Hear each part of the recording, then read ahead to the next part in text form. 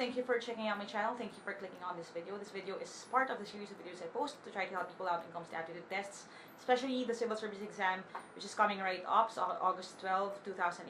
That's the reason why hinahabol ko tong video na to. I understand makalat sa likod ko. Someone complained last time na makalat yung background ko at saka makalat yung kwarto ko in general. I understand that, and I do want to fix my room up, kaya lang wala lang ako literal na time kasi ang dami kong hinahabol na mga kailangan kong tapusin ngayon. And kasama na itong video na to. Kasi like I said, pag malapit na yung review, malapit na yung exam, alam ko, todo na kayo na review, medyo stressed na kayo.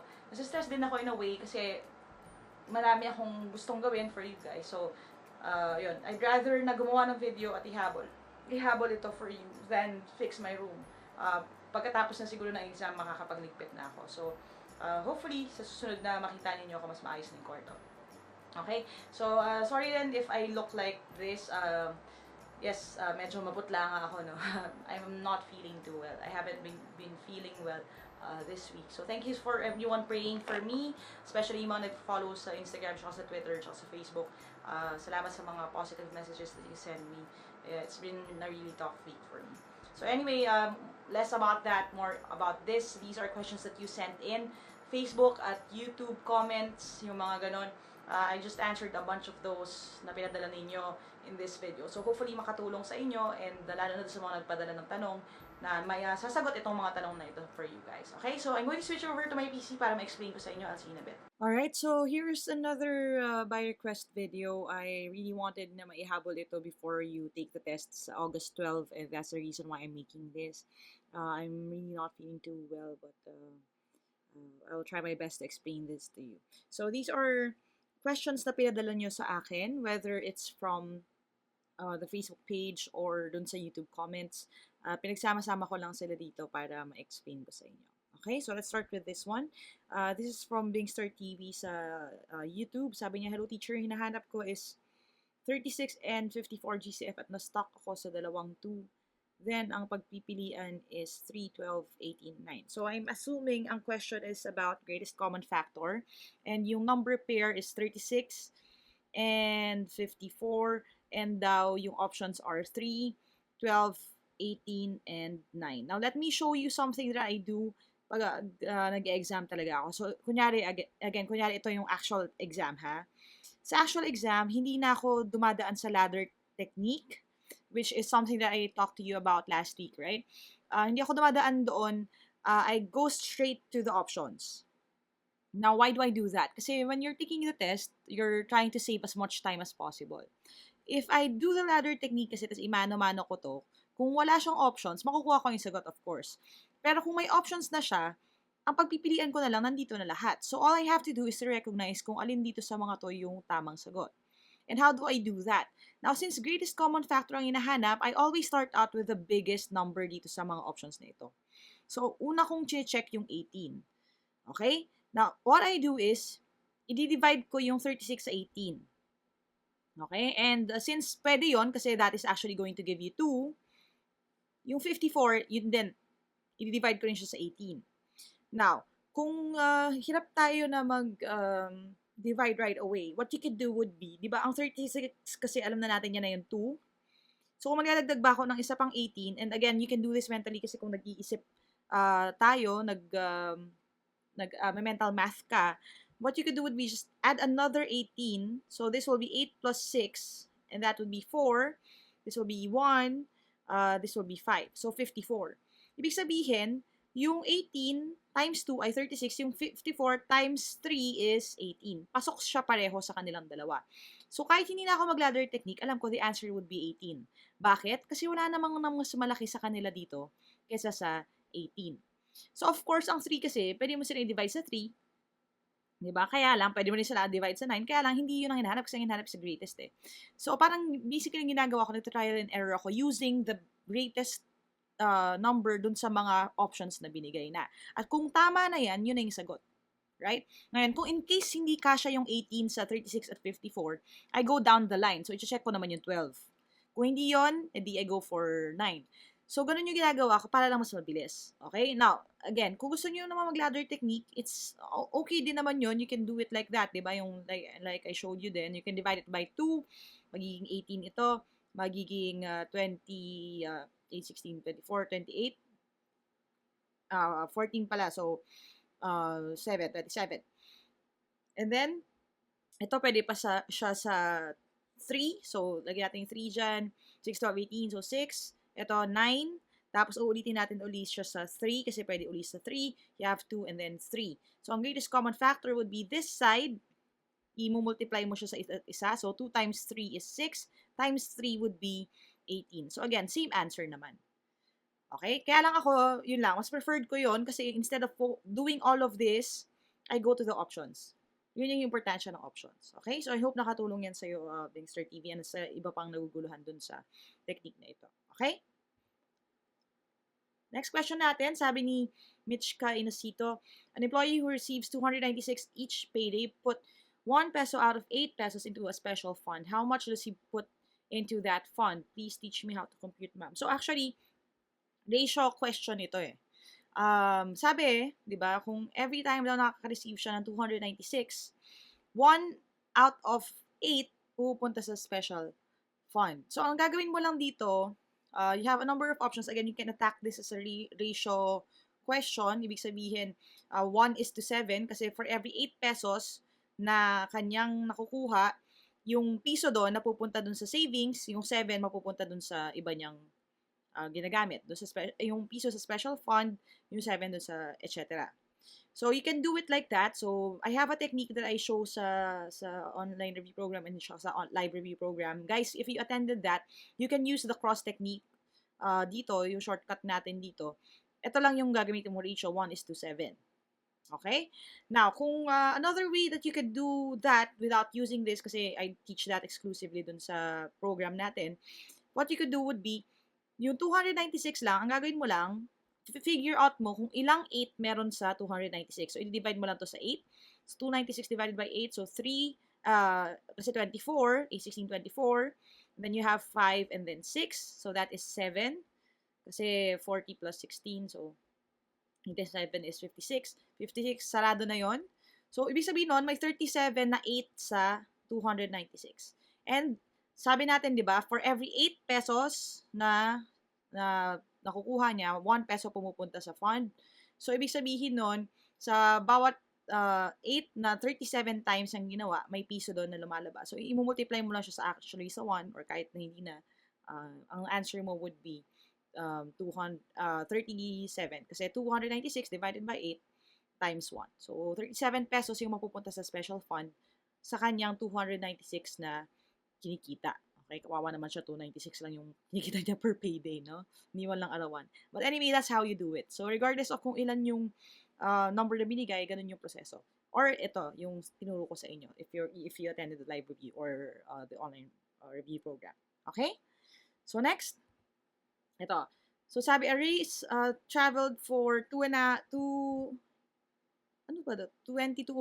Or 22/2? Kasi, kung 2/2 ito, this is just 3 hours. Right? Kasi ang 2 is 2 and then 2/2 is equal to 1. So, you have 3 hours here with an average speed of 132 and 5/8 kilometers per hour. Find the total distance covered in kilometers. So, ang gagawin mo lang dito, again, distance question to. If you saw the motion problem series, you probably know how to answer this. Or kung gusto nyong intindihin na lang din using drawings or using your common sense, you can understand na kung per hour, di ba, nag-travel siya for 3 hours, so R1, R2, R3, bawat isa niyan is 132 and 5/8 long. Okay? Ano to, ginagawa ko lang for visual reference pero sa exam, huwag nyo nang gawin kasi sayang sa time. So, ganyan yung itsura. So, for every hour, ito yung tinatakbo niya. Okay? So, ang gagawin mo lang basically is to multiply it by 3. Multiply mo yung, to find the distance, multiply mo yung speed times the time. So, that is 132 and 5/8 times 3. Okay? So, dito na papasok yung how are you when it comes to fractions. Okay? Kasi pag hindi tayo masyadong maalam pa sa concept ng fractions, baka maging masyadong, ano ba, nakaka-nervyos lang ng konti kasi malaking number, no? Now, when we're dealing with fractions, again, when you're multiplying numbers, kung may options ka dito, you would know na the answer would be bigger than 132 times 3. Now, if you since wala namang options na binigay, ang gagawin mo na dito, wala kang choice kundi i-long cut ito. So, convert mo muna siya into an improper fraction. So, 132 times 8. Okay, so imana-mana natin. 132 times 8, 16, 8, 16, 24, 25. So, ito yung benefit ng kung meron kayong options at meron kayong speed technique. Hindi nyo na kailangan daanan to lahat. Pero since wala tayong options, we'll go through this route. So, 1056 plus 5. Okay, dadagdag natin tong 5 na to dito. So, you have 1,061 over 8. And then, i-multiply mo siya sa 3. So, yung 3,000 plus 180 plus 3. So, 3,183 over 8. Okay? So, ang ginawa ko lang dyan, di ba, nagmumultiply lang tayo. So, parang times 3 over 1 lang. Mumultiply mo lang ng katapat. So, yan yung lumabas. Instead of doing this lang, okay, yung ginawa ko kanina, di ba, sabi ko 3,000 plus 180 plus 3. Ang ginawa ko lang kasi doon is, sinimulan ko sa 1,000 times 3, so 3,000 plus 60 times 3, 180, and then 1 times 3, which is 3. Kaya ako siya nasagot dito without doing this. Okay? Pinapakita ko lang sa inyo yung nangyayari sa utak ko. So, ganun yung nangyari dyan. Pero, the answer would be the same, right? 6 of 18. So, 18, tapos 1. Yun din naman ang mangyayari dyan. Okay? Kaya lang, mas mabilis lang yung if you can do it mentally, no? So, ito na yung magiging sagot. Tapos, syempre, we're expecting na the answer would be in fraction form or in decimal form. So, kung in fraction form siya, i-divide mo pa. So, 3183 divided by 8 para makuha mo yung kanyang mixed number. So, hindi pwede ang 3. So, 8, 16, 24 again. So, 3, 24. Tapos dito, you have 7, 8. So, you have 9, magiging 72. And then 6, 3. So, 63 divided by 8. So, you have 7, right? Kasi 56, kasi bitin din yun. So, you have 7 na remainder. Okay? So, the answer would be 397, 397 and 7 over 8. Okay? Or kung gusto mo siyang i-decimal, itutuloy mo lang ito, yung proseso. So, point, tapos dadagdag ka ng 0, tapos dadagdag ka na ng tuloy-tuloy dyan. So, 7, tapos or 8, tapos 64, ganyan-ganyan. So, 397.8, blah, blah, blah, tuloy-tuloy. Depende na yan sa ano yung options nandun sa exam. So, kung fraction yung nandun sa exam, look for this. Kung decimal, look for yung kung itutuloy nyo ito. Okay? So, again, analysis ang importante dito. The thing with math problems kasi is, sometimes, the same type of problem is presented in a different way. Ibig sabihin, iba yung pagkakasabi ng tanong. Pero yung technique na kailangan nyo para ma-solve yun, pareho lang din naman. So, ang importante is, tagalugin yung tanong, intindihin yung maigi para malaman ninyo kung saan nyo sisimulan. Okay? Alright, so tingnan natin to. Sabi ni Kyle Tanop, ma'am, paano po ito i-solve? Sander's father is 2 years older than his mother. Sander is 1/3 his father's age. When he was born, the sum of his parents' age was 42. How old are his parents now? Okay, so there are 3 characters here. Let's try this out. Wala kasing options so we can't use the table technique. So we will have to go through the traditional route. So we have the mother, the father, and Sander. So sabi when Sander was born, so syempre si Sander noon 0 years old. Ang sum daw ng, this is in the past, nung pinanganak siya, ito daw, pag in-add mo to, magiging 42. So, kung kunyari, papangalan natin to, bali natin tawaging si 42, si X, si mother, to si 42 minus X naman si father. But the thing here is, since the statement says then that Sander's father is 2 years older than his mother, may catch tong age problem na to. Okay, nahuli ko lang ngayon. So, I'll explain ha. Ano ibig sabihin nun?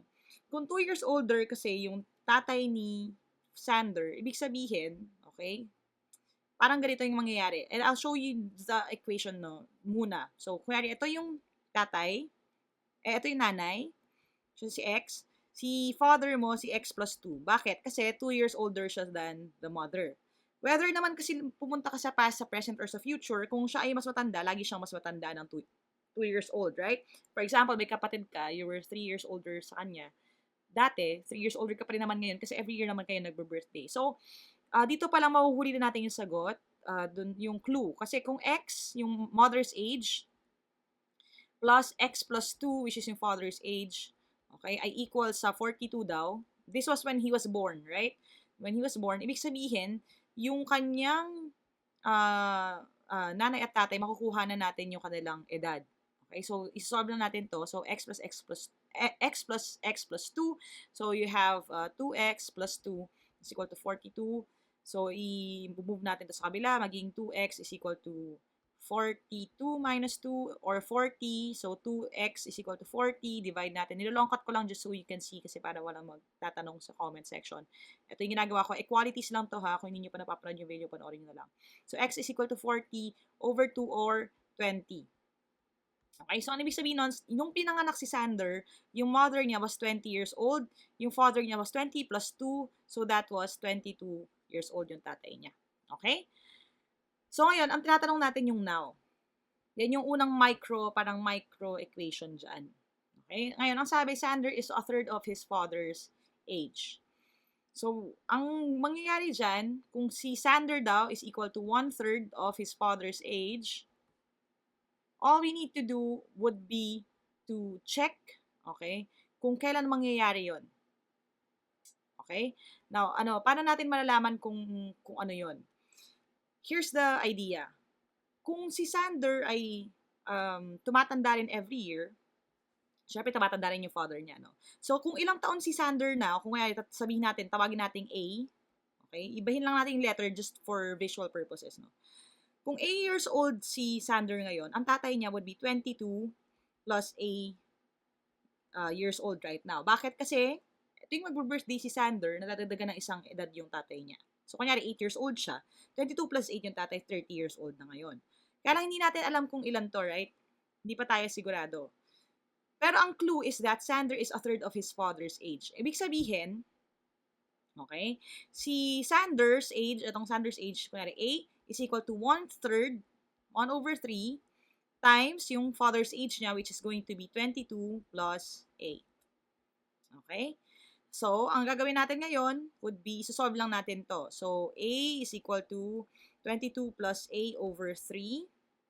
Multiply natin both sides by 3. So, you have 3A plus, 3A is equal to 22 plus A kasi makakancel itong 3 na yan sa side na yan. Move natin yung A na ito dun sa kabila. So, magiging 2A kasi ma-minus natin siya is equal to 22 over 2. A is equal to 11. Okay? So, ibig sabihin si Sander right now is 11 years old. So, ngayon, kung 11 years old si Sander, ilang taon ng tatay niya? Siyempre, magiging 22 plus 11 or 33. Yung nanay niya, siyempre, kung ilang taon yung tinandaan ng tatay, yun din ang idadagdag mo sa nanay. So, magiging 20 plus 11. So, that would be 31 years old. So, the answer here would be, how old are his parents now would be 31 and 33. Okay? So, again, this problem na here is a little more complicated than what you could expect naman sa civil service. But if you're taking siguro LAE or PhilSat or UPCAT, baka mas makatulong to sa inyo. So, again, two things yung ginawa natin. Hinanap muna natin kung ano yung age nila sa past. And then we solved for Sander's age and then binalik natin dito. Ginawa ko lang yun, mas preferred ko lang dumaan doon sa route na yun kasi kung papangalanan ko na ng mga X to, magiging 1/3, it's going to be another thing. So, mas preferred ko lang, mas malinis kasi itong dadaanan natin to. Okay, so yun yung answer, 31 and 32. Alright, next. We have here, sabi ni Sarah Pauline Diaz, paano daw ganitong question, at the start of the week, a bookshop had science and art books in the ratio 2:5. So, si science ay 2, si art books ay 5. By the end of the week, 20% of each type of books were sold. So, kung na-sold, syempre nabawasan yung inventory nila. And 2,240 books of both types were unsold. Ibig sabihin, naiwan yan. How many books of each type are there at the end of the week? Okay? So, what you have to understand is, kung 20% of each type of books were sold, at 2240 yung unsold, ibig sabihin, ito yung 80%. Yun yung una mo ng idea doon. Okay? So, parang ganito. Kung magbabawas ako ng isang number sa both of them, isang percentage sa both of them, syempre yung matitira would be, syempre pareho lang din sila. So, pareho silang 80%. So, 80% ng original number ay nasa loob nung 2240. 80% nung 5 nasa loob din nung 2240. Okay? So, ang hinahanap kasi, bakit yun importante? Kasi ang hinahanap yung nasa original. So, here's the catch. Here's what I'm going to do kung ako yung magsasagot sa tanong. Again, wala naman kasing options. Ang gagawin ko would be, ang unang tanong na nahahanapin ko ay, ilan yung original number of books? Okay? Kasi yun ang kailangan natin hanapin. Kasi kung alam ko yung original number of books, I would know kung ilan yung kukunin ko yung 2:5 from. Doon manggagaling yan eh. Okay? So, ibig sabihin, yung 80%, yun yung 2240. Nahanap natin yung 100%. Okay? So, I did this dun sa idea. Ito yung same idea dun sa discount problems using ratio notation. It's the same thing that I'm going to do here. Let me show you. So, you have the percentage side, saka yung number side. So, ang 80% ay yung 2240 kasi nga again, nawala yung 20% of each type of book. So, yung kumbaga kung 100, yung 100 lahat, nagbawas ka ng 20%. Now, ang catch dito is the word each. Kasi yung iba baka sabihin, dapat po kung each type, di 40% po yun. Hindi. Kasi, kung each type of books, ibig sabihin lang 20% nito, 20% nito. Okay? So, ang hinahanap ay 20% ng lahat nila. Hindi magbabago yan. Ganito yan. Let me give you an idea. Kunyari, 100 ang original books. Okay? Yung isang klase ay 30 pieces. Yung isang klase ay 70 pieces. Okay? Pag sinabi kong 20% of each type of book, 20% ng 30 is 6, 20% ng 70 is 14. Pag in-add ko yan, that is still 20, right? Eh, di ba ang 20% ng 100 is 20? Yun yung ibig sabihin nun, na kung ano man yung kukunin ko sa bawat part, that would still be 20, sorry. Like I said, I'm not feeling too well, no? That would be the percentage nung kukunin sa original. Okay? Sorry. So, mamaya meron naman magko-comment na i-edit ko yung ubo. Sorry, wala akong oras mag-edit ng nahabol ko to para sa Sunday exam. So, again ha, yun yung idea. So, 80% ng lahat ng original books, yung 2240, kasi natanggal na yung 20% out of the original number. Okay, I want you to understand that part first. So, ang hinanap natin yung original number, which is going to be 100%, this becomes x. And then we're just going to do ratio rotation. So, ang ginagawa ko usually dyan, kung may natatanggal akong 0, tinatanggal ko. So, pag inikot ko siya, medyo mas madali. So, 2240 divided by 8. So, we have 2 kasi 16. Parang dinidivide ko lang siya, okay? So, 2 to 16. Tapos, may matitirang 6. Tapos, meron kang 4. So, 64. That would be 8. Right? Tapos may 0 ka pa, so 280. 280 times 8 is 2240 times 10, so the answer would be 2,800 books. Ito yung original number of books, 2,800 books. Now, from that, sabi ang ratio daw is 2:5. So, ang gagawin lang natin, kukunin natin yung, 2x, ito yung traditional method ng ratio, 5x is equal to 2,800. Para makuha mo sila. Now, guys, again, I have a technique, yung mga nag-attend ng live at saka ng online review program. It's the same. Yung cross technique natin na ratio 2:5 at saka 2,800. You can solve it using this, so you can try it out. Hindi ko papakita sa inyo. I just want you to check then using the correct answer later. Kasi you can do this and you can do it faster, no? Ito yung traditional method. So, you have 2x plus 5x, that is 7x, is equal to 2,800. Divide mo sa 7 pareho. So, x is equal to 7, 14, 21, 28. That is 400. Tapos, para malaman mo kung ilan yung science books, ang gagawin mo lang is multiply 400 by 2. So, 400 times 2 kasi yun yung ratio niya.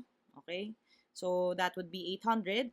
And then, yung iyo namang art books would be 400 times 5. So, that is 2,000. So, again, you can check naman, 2,800 yan pinagsama mo. So, yan yung answer. So, originally, you have 800 science books and 2,000 art books. Okay? So, again, that is what you do, lalo na kung walang options. Pero sa civil service naman may options eh. Tsaka, usually sa aptitude test, meron naman. So, ito. Sabi ni James Noah Lumantas, this is from Facebook naman. Sabi niya, ito pahabol daw para sa linggo, kaya nandito ako, yung gagawin natin. So when the program started, the ratio of male to female participants was 3:5. So 3 males, 5 females. By the end of the program, 40 men and 40 women left the program, and the ratio of male to female participants became 1:2. How many participants were involved in the program when it started? Okay, so again, ratio problem na multi-level to, parang may series ng questions na kailangan nating sagutin. Ang una munang idea is that yung dating 3:5 nagiging 1:2 siya nung nagbawas ako ng 40. Okay? So, how do I know ba kung ilan yung total na number ng tao? 'Di ba ang ginagawa natin kanina parang 'di ba 3x plus 5x. Ito yung original number of people. Okay? Bakit x? Kasi hindi natin alam kung ano yung factor dyan eh. Basta alam natin for every 3 girls, meron 5 boys. Hindi natin alam kung ilan eksakto. Now, ang nangyari daw, nung nagbawas ako ng 40 sa kanila pareho, so magiging 3x minus 40 plus, and then you have 5x minus 40, pareho sila. Ang lumabas daw na ratio ay 1:2. Okay? So, itong magiging produkto niyan, magiging 1:2 na siya. Ngayon, you have two options. You can either do it na maglalagay ako ng isa pang letter, kasi gagawin ko siyang 1y, 2y, gano'n. Ako, ang ginagawa ko na lang would be, I look at the relationship nung 1:2. Ang ibig sabihin lang nun, for every 3x minus 40, which is the males, times 2 nun yung dami ng females. Example, let me give you an example, actual number. Okay? So, kunyari, meron akong 3 males, ilan ang females? Ang females mo would be 6 kasi 2 times 3. So, pag tinimes 2 ko to, side na to, lalabas ito. Right? So, from there, dun ko kukunin yung equation. Instead of mag-invento pa ako ng ilalagay dito sa side na to, ang gagawin ko would be this. So, 3x minus 40, etong side na to na one side, sabi natin, kapag minultiply ko to sa 2, magiging equal na siya doon sa side na ito, which is yung 5x minus 40. And then, isosolve ko lang ito. Okay, let me show you. So, ganyan na siya. Again, pwedeng i-distribute mo to. So, 6x minus 80 is equal to 5x minus 40. Ililipat lang natin yung x sa kabilang side para magkasama sila.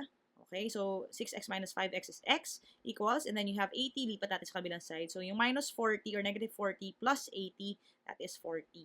So, ibig sabihin nun, ng x is equal to 40. Okay? So, anong mangyayari na ngayon? Isa-substitute lang natin yung x doon. So, ang original number of males would be 3 times 40, kasi ito yon, 3 times 40 or 120. And then, ang females would be 40 times 5, which is going to give you 200. Okay? Now, paano natin i-check? What you could do would be, check muna natin, ang 120 is to 200 ba? Yan ba ay, equal ba yan sa 3:5?